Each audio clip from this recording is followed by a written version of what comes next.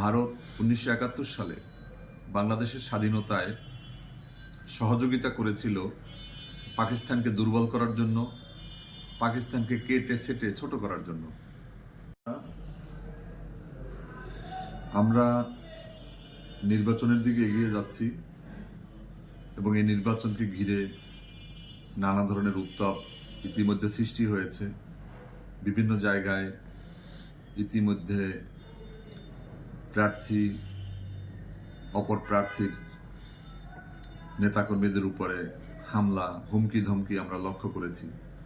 সবচেয়ে আমাদের খারাপ লেগেছে যে তফসিল ঘোষণার পরদিন শরীফ ওসমান হাদির উপরে যেভাবে গুলি করা হয়েছে এবং প্রার্থীদের প্রতি যেই একটি ভুল মেসেজ দেওয়া হয়েছে, এটা আগামী নির্বাচনের জন্য একটা আত্মঘাতী একটা পদক্ষেপ বলে আমি মনে করি।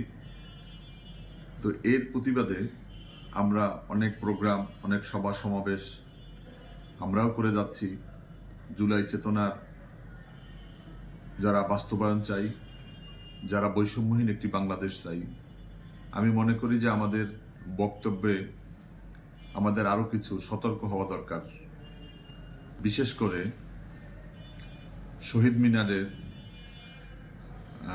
হাসনাত আবদুল্লাহর একটি বক্তব্য এবং পরবর্তীকালে আরো দুই একজন নেতা ইনিয়ে বিনিয়ে যেভাবে আমরা ভারতের আগ্রাসনের বিরোধী, ভারত চায় না যে বাংলাদেশ নামক একটি রাষ্ট্র স্বাধীনতা সার্বভৌমত্ব নিয়ে টিকে থাকুক।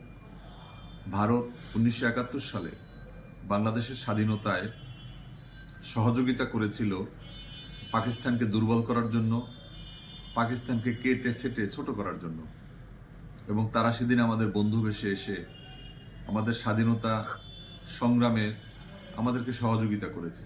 এটাও আমরা অস্বীকার করি না। তবে আমরা স্বাধীনতা পেয়েছি, কিন্তু স্বাধীনতার স্বাদ পাইনি। আমরা বিজয় দিবস পেয়েছি, কিন্তু বিজয়ের যেই স্বপ্ন, বিজয়ের যে আকাঙ্ক্ষা, তা বাস্তবায়ন হয়নি।